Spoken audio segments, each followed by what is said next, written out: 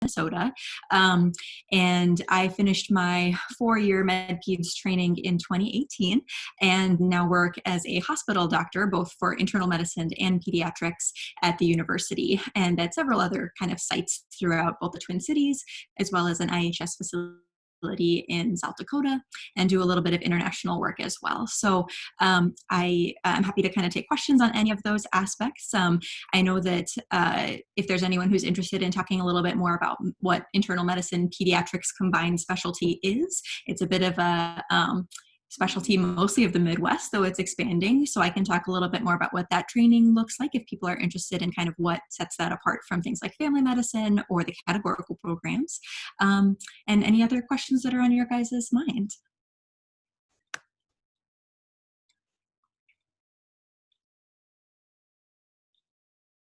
Can you go more into detail about how that specialty differs from family medicine?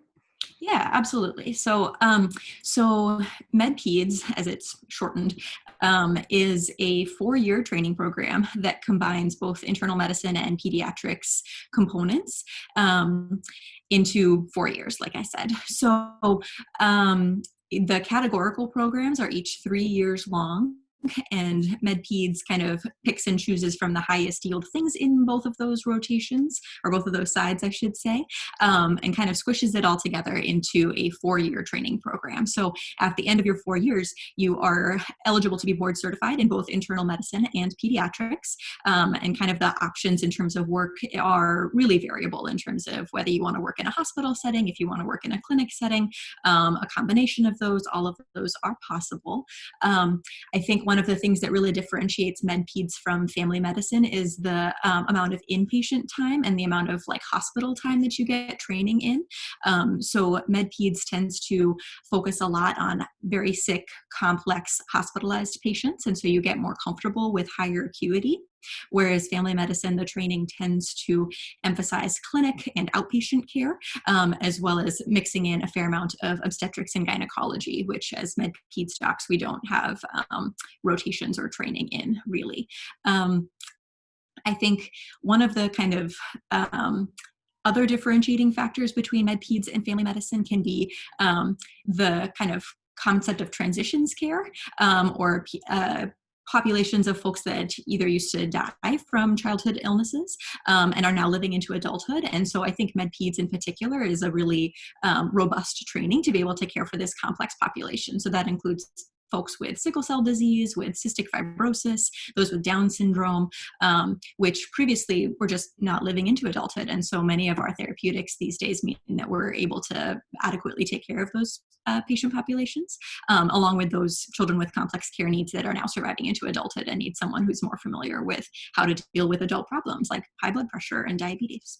Does that kind of answer that part of the question? Okay, so I'll just kind of go through some of the chat questions here. So the training part, I think I've addressed.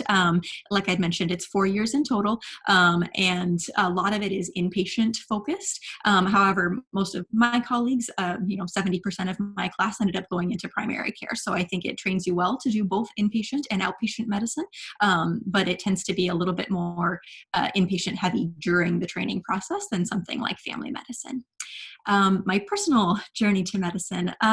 So I'm from New Mexico originally. My family are both academics in astronomy and molecular biology. So science was always a really big part of my life and upbringing.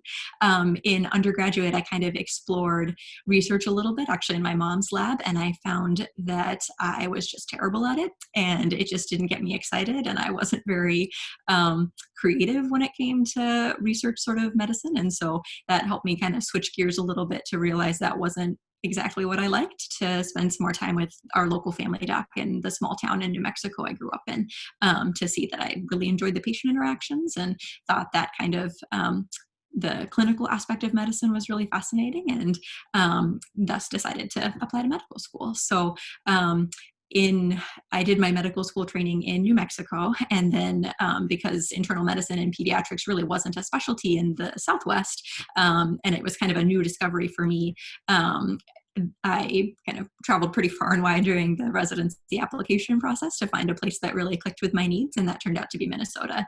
They have a really strong global health program, which I can talk about a little bit, and kind of my interest and experience there. And I just really loved it out here, so we decided to stay. Why is it mainly found in the Midwest? Is there a shortage of each doctors? Why they combine them? So no, I think it's not so much that there's a shortage. I think it's that there's this expanding interest in these populations that kind of span both childhood diseases and adult diseases, or those who are adult survivors of childhood diseases, and recognizing that the kind of one side of the training doesn't fully prepare you to be able to take care of both sides of that equation.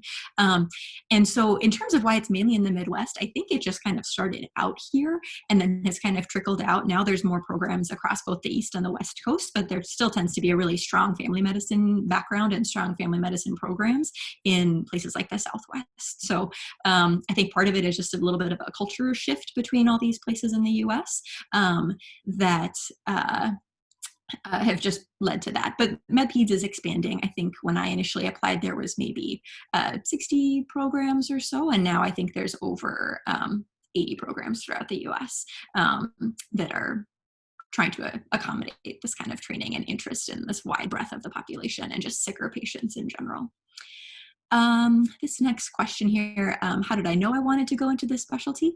So I always thought I was going to do internal medicine throughout most of medical school. And I think I had my pediatrics rotation one of the last of third year, which is when you're really spending time in the hospitals and kind of trying to figure out what part of medicine you really like. And so I was a little bit conflicted after realizing how much I enjoyed pediatrics. And it was very much a stroke of luck that I met with a doctor who had been MedPeds trained in New Mexico, who told me that there was such a thing as this combined training, and that kind of my interests in terms of hospitalized patients, hospital medicine, and kind of generally sicker, complex cases kind of fit that a little bit better than something like family medicine, where you're still taking care of people across the spectrum of ages. What is the ratio between the time you spend with your patients to the time you spend filling paperwork? So, I think all of us are kind of burdened with the amount of paperwork we have to fill out. I think it was one of the things that I actually liked about hospital medicine is there is a fair amount of support for that kind of paperwork and administrative burden.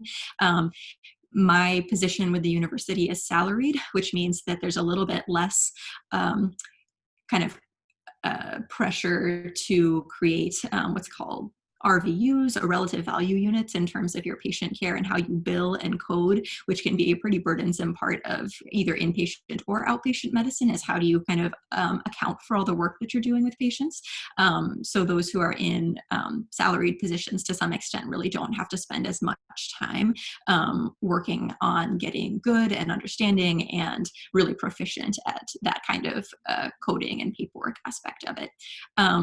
Similarly, in the hospital setting, there's a lot of kind of stuff under one roof, I should say. And so the process of doing prior authorizations or coordinating complex referrals to other facilities is not something I often have to deal with. So that was one of the many things that kind of drew me to hospital medicine, is to have a little bit more freedom from a lot of the coordination and the paperwork phone call aspect that many primary care docs have on their and have to build in time in their schedule. And it's necessary for good patient care. So one of the reasons I kind of picked hospital medicine is exactly that ratio.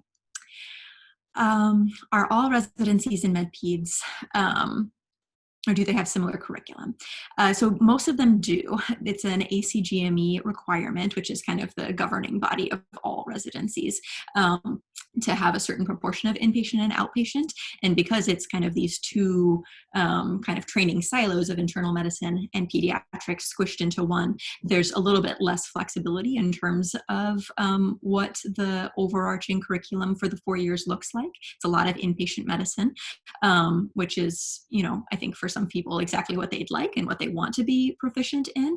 And for others, that can be a bit of a drawback if they know that they want to do primary care and there's a little bit less time spent in primary care and ambulatory settings in med peds, and there's a little bit less flexibility in that sense. But a lot of it is really, I think, dependent on the program you go to as well. Many med peds programs have really strong ambulatory programs and have a lot of sort of emphasis on trying to facilitate residents who are interested in that to have kind of pathways towards it that are still within ACGME requirements, but give you a little bit more flexibility. But for the most part, it's pretty standard across programs through the country.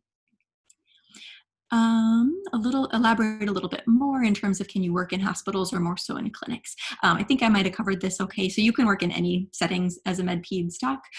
You really can work in hospital settings, clinic settings. There are folks who end up doing both because their job description allows for it. So it's a super flexible training program in terms of where you want to work when you're done. I think that might be something folks are relevant for you guys. So there are now developing fellowships in hospital medicine, primarily in pediatrics. So folks with med peds training have a little bit more flexibility because of how they get hired to do adult medicine and pediatric medicine, potentially in a hospital setting. But for many people who do categorical pediatrics, it's now a requirement to do an additional 1 to 2 year fellowship after 3 years of pediatrics to be able to work in a hospital setting. So it's a little bit complicated because not all hospitals require you to have a fellowship to work in the hospital setting for a pediatrician. But I think it's kind of moving that direction for those with categorical training. It's a little bit less clear and a little bit more flexible for those who are med peds trained because of our background. So that's definitely a TBD thing down the road for when you guys are applying and looking into that. But it's a recent shift just in the last, I think, 3 years for us. And I imagine it'll continue to change in terms of secondary fellowships that are required. This next question is a little long. So it says, many are initially interested in pediatrics, but after they experience it through clinical rotations, realize the field is not for them, not because of the patient population, but the parents. How did you decide that pediatrics was still a field you wanted to pursue? So I think that's a difficult balance. I think that pediatrics is definitely one where you are not only treating the child in front of you, but having to navigate some complex and nuanced interactions with parents as well. I think that it's a very personal sort of choice how well you're able to deal with it. I think that honestly, kind of the skills that you gain from having to navigate discussions with very invested or very opinionated parents are good skills in all aspects of medicine, because I think you recognize that oftentimes parents are mostly just anxious and scared and don't know what's going on. And especially in the case of kids with complex disorders, where families can be really strong advocates for what their kids need, is partially because they know them a lot better than you do. And so I think the kind of training that incorporates some degree of pediatrics in that sense allows you to be a little bit more flexible and kind of teaches you some negotiation skills when you're coming up with a treatment plan that really is supposed to work for this parent as well as the patient, because they're the ones who are going to be implementing that plan in a lot of those cases. So that is definitely something that some people enjoy or can navigate a little bit better than others. But regardless, I think the kind of skills that you learn when you're exposed to it as a medical student or during your training do help you take better care of patients as you're able to come up with a treatment plan that's actually going to be followed, more so than being too rigid with what you think is best. Next question says, can you talk about the values that you work on to be the best provider you can be and how you can demonstrate it during your interviews for medical school residency? That's a great question. I think that honestly, many of kind of the values that I initially thought were necessary to take good care of patients as earlier in my career trainee, like in medical school, I think I felt it was the most important thing to be able to have everything memorized and to really study, above and beyond everybody else, and to kind of recognize every single disease state and be able to rattle off how every medication worked. And that is a fine set of skills for medical school, and that's definitely what they want you to be able to kind of regurgitate. But I think that as I have gone on in my training, that's really not what allows for good patient care, things like being flexible and kind of being compassionate as to what a family is going through, whether it's kids or adults, and being flexible enough to recognize that you are not going to have all the answers, but being an advocate to figure out how to find those answers, and also how to like be a trusted source of information for your patients, is so much more important than kind of knowing exactly and recognizing every disease state and every medication.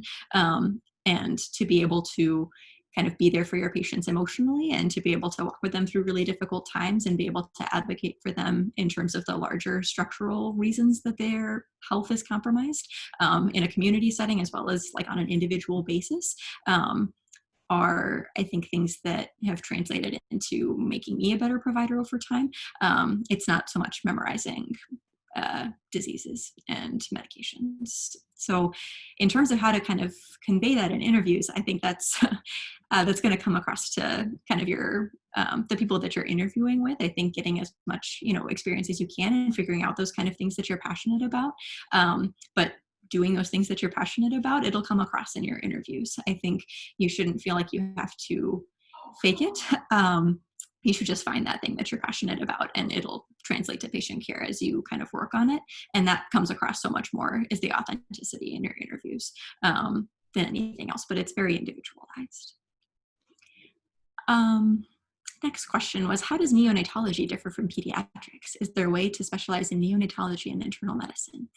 That's it's a good question. So neonatology, I think most people think stands apart very much so, even from pediatrics in general. So med peds, we do get some training in neonatology. It's a matter of a few months throughout our 4-year training, but it is not highly emphasized. In categorical pediatrics training, you do a little bit more neonatology. But the thing is that brand newborns are, and especially like preterm infants and those with really complex congenital conditions that are managed in the neonatal period, are a highly specialized population. And so neonatology is an additional, I think, 2 or 3 year fellowship, I think 3 years on top of categorical pediatrics, because it is highly nuanced. So it's not to say that if you were to do a internal medicine pediatrics program that you couldn't specialize in neonatology as well. It's just, I think, the kind of amount of time spent on that specialty, and the fact that there's a little bit less crossover from that very small patient population of neonates that doesn't translate quite as much into internal medicine knowledge. That can be, I think, a hard balance for folks to strike. But I imagine for some folks, if they are practicing in a place that they end up having to do a lot of higher level nursery or newborn care, they might find a lot of benefit in having some neonatology training to fit the community that they're working in. So it's not impossible to do. It just depends on what your career looks like and what you're interested in. So it's not impossible, but I think it could be tough to balance out just in terms of how much crossover there is, or lack thereof, for neonatology. If I wasn't a fan of research, what sort of activities helped you be a competitive med student for residency? So, you know, I think, especially in medical school, there's a really wide breadth of things to get involved in, and you get a chance to kind of meet your lecturers, and you get to meet your sort of faculty on these clinical rotations that you're doing. So there's a lot of ways to kind of see what people are doing and to get involved. I think people are doing bench research, which was not something I was interested in, but there's a lot of people also doing what's called clinical research and translational research, and trying to figure out how either medications or conditions are presenting and managed from a clinical aspect, which can have a lot more kind of patient interaction in them, depending on who you work with. So getting involved in kind of patient advocacy or kind of patient perspectives, or patient education materials are all things that are much more clinically focused, and are not bench research, but still kind of qualify as as research and interest.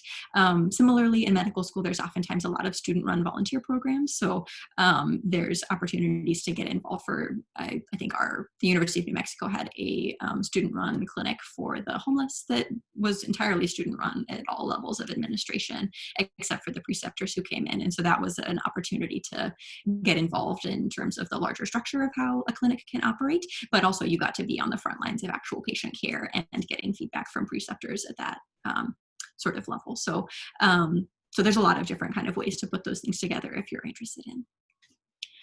Common conditions I treat. So it's really variable. It kind of spans the whole breadth of things, which is why I really love hospital medicine. So it can be everything from seeing brand new newborns in the hospital who are otherwise healthy. They're just brand new. And so I get a chance to do some really fun kind of normal newborn counseling and kind of make sure we're not missing any conditions in brand new healthy normal newborns, to kind of respiratory infections that are really common hospital reasons or common reasons for children to be hospitalized, pneumonias, infections in, kind of adult populations, everything from pneumonia to kind of complex autoimmune conditions, COVID these days. It's really kind of everything that ends up coming to the hospital. And so as a generalist, that's one of the things I really like, is I feel like I'm constantly learning because there's new conditions, new combinations of things coming into the hospital that I have to adapt to. So it's really, really wide variety. What does my day look like on average? As a hospital doc, usually, and as an academic hospital doc, I get to work with trainees a lot. So if I'm working on a service with trainees, that means I can get into the hospital anywhere between 7 to 8 o'clock to kind of read about our patients and kind of see what's been going on, and then meet with the trainees to talk about what they propose for the plans for the day, go see patients together as a team and do some kind of bedside teaching and talking to the patient about what's going on. Because the trainees are there, that also means that they're kind of the first call for many things. And so it tends to be a little bit lighter when I'm on a teaching service. If I'm by myself on a, what we call a staff only or attending only service, I'm the one who has to show up kind of first thing in the morning. And I round by myself. I go see one patient after the next and come up with treatment plans, talk to nurses, kind of troubleshoot things that come up throughout the day. And the first call for nurses with new issues that come up for my patients and respond to those throughout the day. And then sign out to a cross-cover person in the evening. So usually the day kind of runs anywhere from 7 or 8 o'clock to 5, 6 o'clock at night. And then sometimes a little bit of work from home just to make sure I'm keeping up with what's happening with my patients and with the resident teams. And someone is covering during the night, so I get to sleep and don't usually get paged in the middle of the night and show up the next day to kind of continue moving patients through the system and get them better. So that's usually the kind of structure for a hospital doc. If you work in an academic setting, there's usually a lot more interaction with trainees. I get to work with medical students. I get to teach various courses with the medical school. So my kind of off days when I'm not working in the hospital, they tend to be filled up with education stuff with students. Some of my colleagues either work out in more kind of rural community settings or in kind of semi-private practice settings where their days off are their days off and they have no obligations whatsoever and they have free time entirely. So there's a little bit of variability there depending on what other sort of things you're interested in.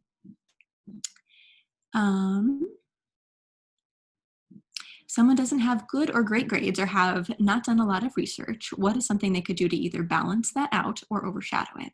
Did you do a fellowship? I did not do any fellowship. The question about kind of grades, I think it's a tricky one. I think many aspects of medical training are thankfully moving away from grades. So some of the big tests in the past, like the USMLE, which is a big test you take in your second year of medical school, and the grades of which in the past really strongly determined what sort of residency programs would look at you or how competitive programs would potentially rate you. If you didn't have high enough kind of scores, that was one of the kind of early cutoff points that they would set. Thankfully, we're actually moving away from that in a lot of different ways, recognizing that, good doctors do not have to have perfect grades. Like I said, it's not memorization of conditions that leads to good patient care. It's empathy and compassion and being able to engage with folks across the spectrum. So I think I'm demonstrating a consistent interest in projects and kind of continuity, whether that's working at a free clinic, whether that's volunteering with the doctor's office, whether that's doing projects with your Girl Scouts or Eagle Scouts, all of those sorts of things to demonstrate kind of community involvement and commitment to larger sort of systems of health are things that kind of balance that out. I think we're really slowly but surely recognizing that grades aren't everything. And so being able to kind of show your passion for health in other ways is going to really help, especially now that we're not using things like USMLE. It's actually just, I think last year, turned to be a pass-fail system, which is huge for many students, to be able to apply to a broader range of things without feeling like that one test determines what specialty they can go into. I think I talked a little bit about work hours. It is always hectic, but there's a way to have work-life balance. It's a little bit different for everybody, of course, but it's certainly possible. Is the pay the same as a pediatrician or internal medicine, or is it higher than both because you're skilled in both specialties? It's a great question. So pediatricians, unfortunately, are notoriously underpaid across the board, even after they get subspecialty training. Most of the time, the kind of system is such that generalists, let's say in any category, kind of get paid a certain income. And then with higher training, let's say doing a fellowship in a certain topic, let's say cardiology, comes along with a pay raise in most settings. And that's very true for procedural specialties in internal medicine, like gastroenterology, where they're doing procedures to look at the inside of the GI tract, or cardiology, where they're doing procedures to fix people having heart attacks and cardiac surgeries. Those tend to come with a big pay bump. Unfortunately, pediatrics does not seem to have that same sort of pay scale, and there's even subspecialties in both, like infectious disease training, which is really relevant, as you can see. Like infectious diseases are huge, and still very much a worldwide burden. Many people actually take a pay cut to do a fellowship training in infectious disease, and then going forward even as staff. So it's really, I think, tough for many people to try to navigate with student loan burden and things like that, how they can balance out their interests as well as kind of what subspecialty training is going to do for their income. Generally, I would say internal medicine docs and higher sort of subspecialty trained folks get paid more. Pediatricians a little bit less so. As med peds, we're kind of in the middle. Even as generalists, I think our pay on average is better than most pediatricians, and probably about average to internal medicine docs, but not as much as the subspecialty folks made. The next question says, if you're skilled in both, can you work anywhere in the country? Yes. Can you switch back and forth between internal medicine and pediatrics depending on which hospital you want to work at? Yes. It is extremely flexible, very much transferable. I think depending on kind of the specific hospital's kind of pediatric hospital medicine requirement, that might be something in the future that can be a little bit tougher to navigate. But for the most part, you've got this incredible skill set as an internal medicine and pediatrics doc that means you can be helpful and can be needed across both of those specialties. So many people are able to kind of pick and choose what kind of setting they want to work in and kind of what ratio of those things you want to do. I do a lot more internal medicine than pediatrics, and that's by choice. Other people tend to have a really even split. Some people do more pediatrics just because that's what they're interested in. So that flexibility is, I think, one of the big draws for many folks to med peds.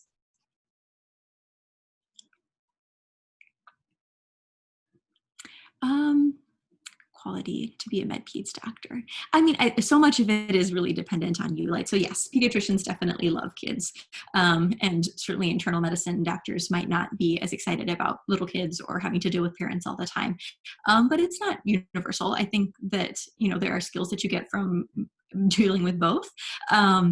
And so you'll kind of find out if that's something that is tolerable to deal with the parents when you're dealing with parents. But I can say personally that there are times when I'm on an internal medicine service and people are really sick, and it can be tough to manage. And it's a huge relief to go to pediatrics and deal with healthy children with a really correctable problem like bronchiolitis, which is like a cold that just needs a little extra oxygen. And I can say you're going to get better. And it's really nice to be able to say that sometimes. And then I get sick of dealing with the parents, and I get to go back to internal medicine where there aren't as many overbearing parents.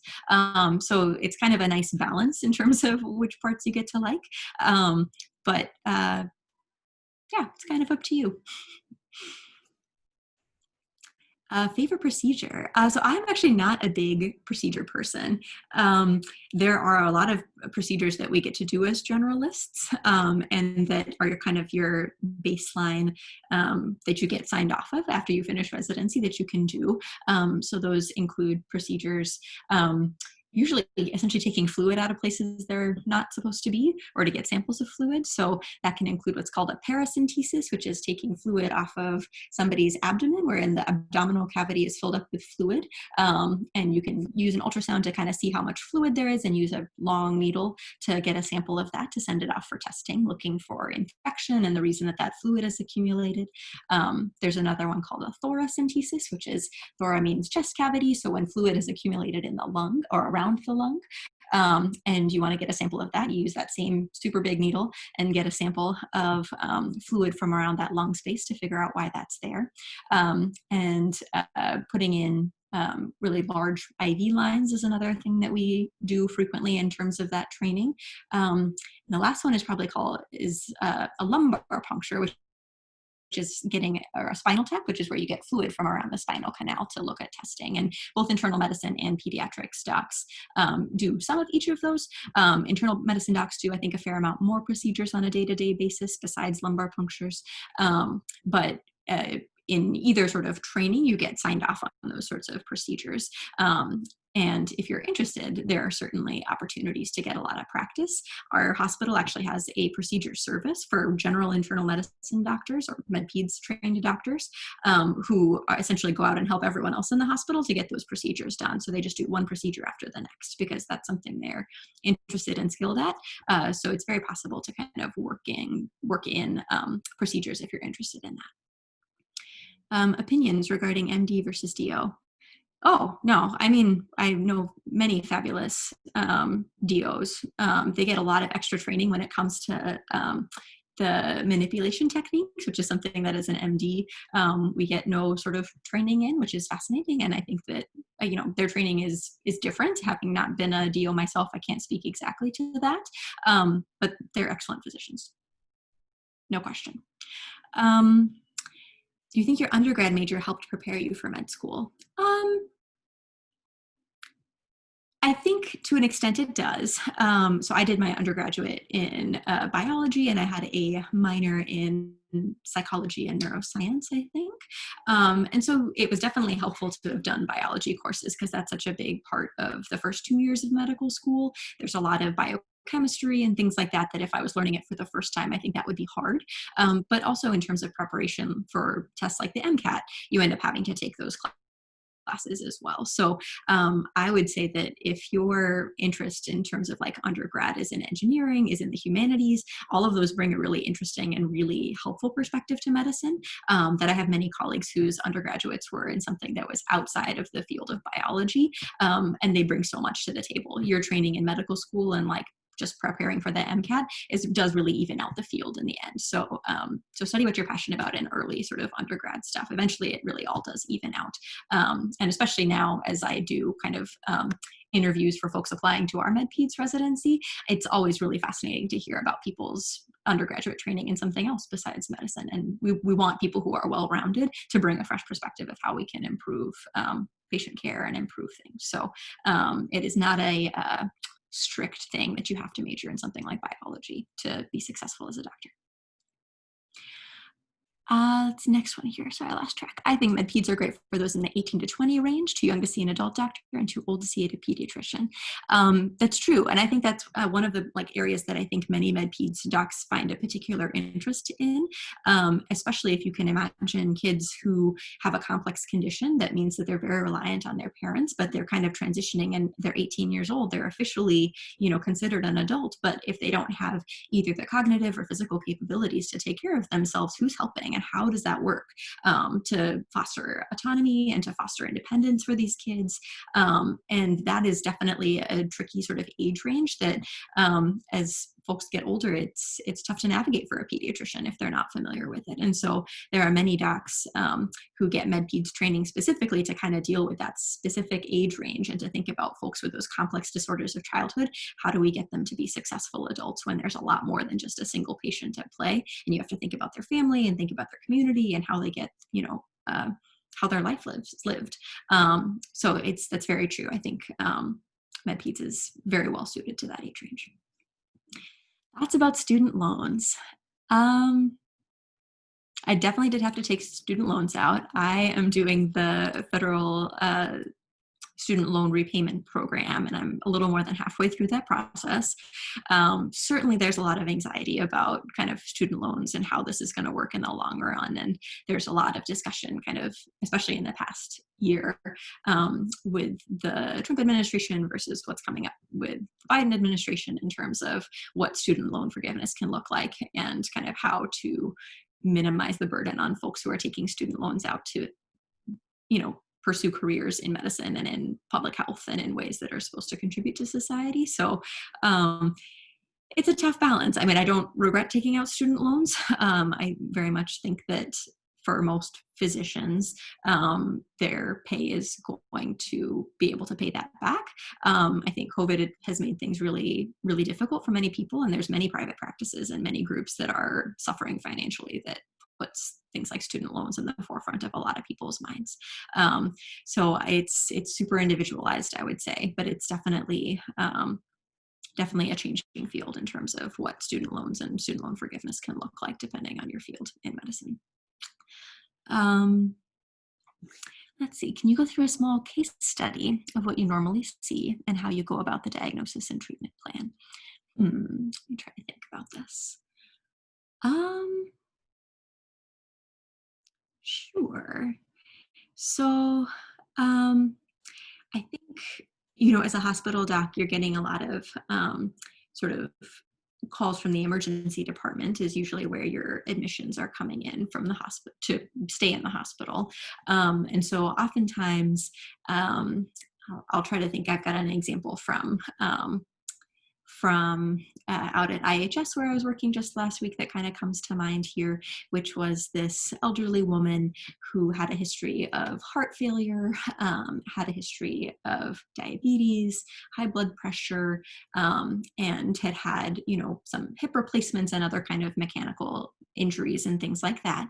And she was brought in by her daughter because she was just kind of feeling unwell for the past few days. And she'd actually been seen at some other place the day before because they thought she wasn't doing very well. The other, I think it was like an urgent care, did kind of some limited testing, but didn't really make a lot of changes, gave her some fluids and sent her home, like IV fluids, and sent her home. And the family came back the next day. And so I got a call from the emergency department kind of saying this initial part of the story. They had told me that in her labs, it looked like she'd had this kidney injury. Her lungs sounded really bad and junky, and it wasn't clear why.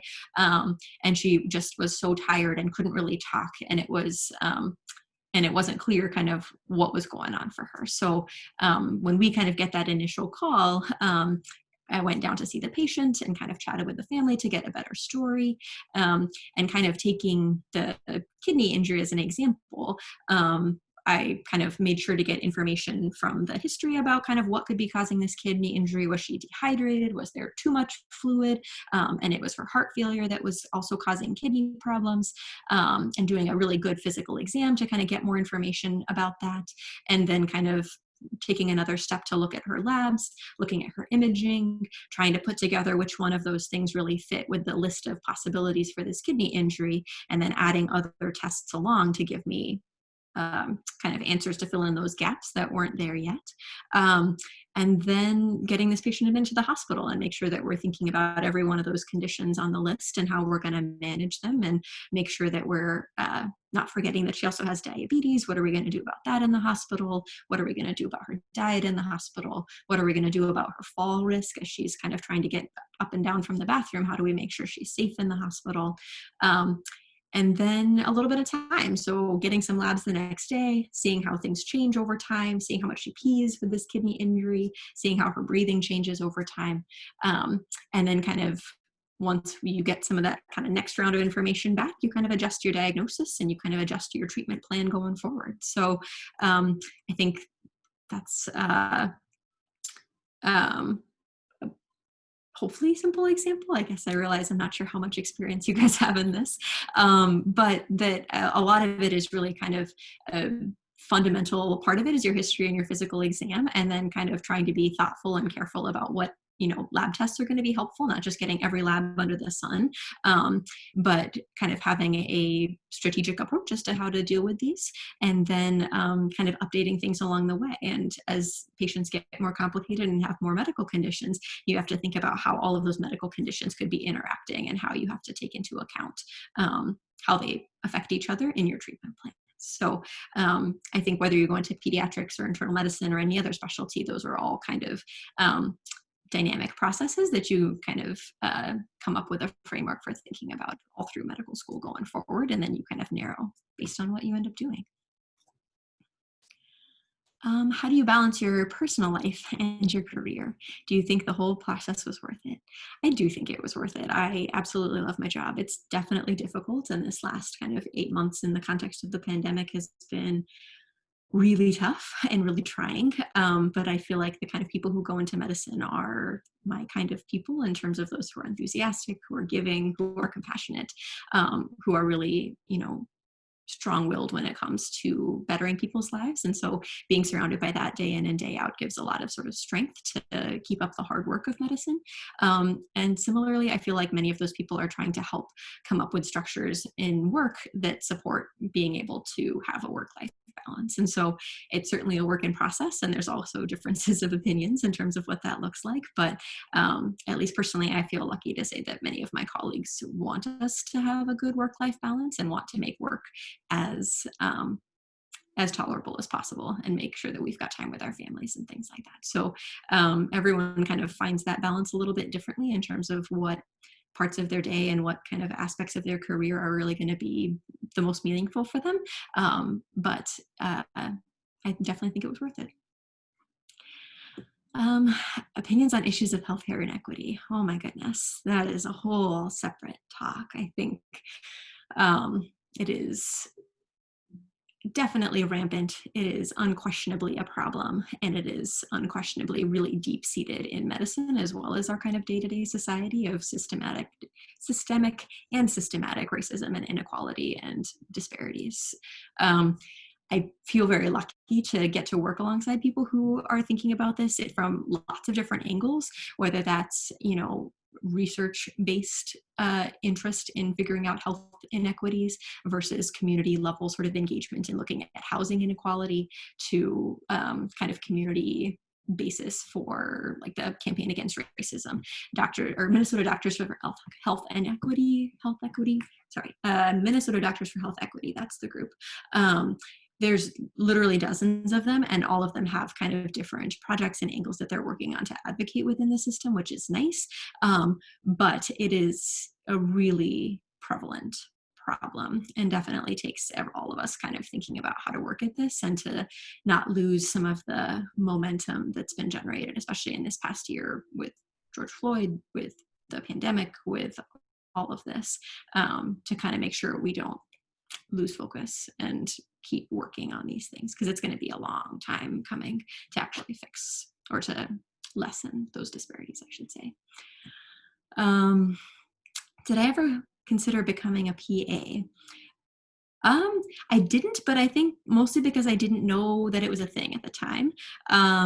I think in retrospect, it's a perfectly feasible career path. I think my interests in terms of general medicine are more suited to an MD degree when it comes to kind of the breadth and the length of training required for the kind of medicine I do. I think it makes sense that an MD was my career path. I have several friends and colleagues who are PAs and have done a wonderful job in terms of figuring out exactly what it is that they really like and being able to kind of focus on something they really want to do. I think those that end up wanting to do kind of really broad general medicine can sometimes have a sharper learning curve just because their training is so short to kind of catch up with a lot of the other sort of breadth of medicine. But it's not impossible, and there are many excellent PAs. It just takes, I think, a lot of extra training and time and experience to kind of build that up.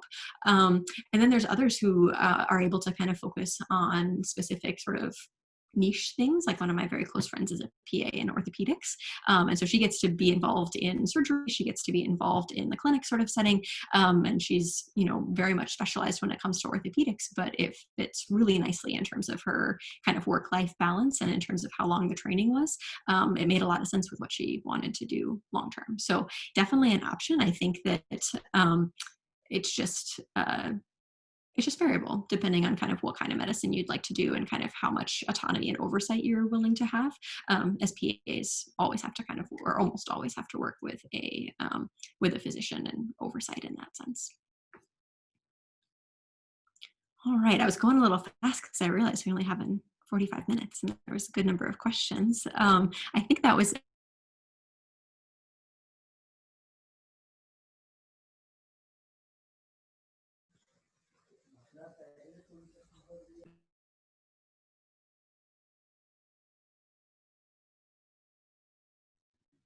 Yeah, I think that was the last one. Thank you so much for coming. We learned so much. And thank you for taking the time to teach us more about med peds because I didn't even really know much about it at all. So thank you so much. And thank you everybody for coming. And we'll see you guys next week. Thank you so much for having me. Bye. Bye-bye.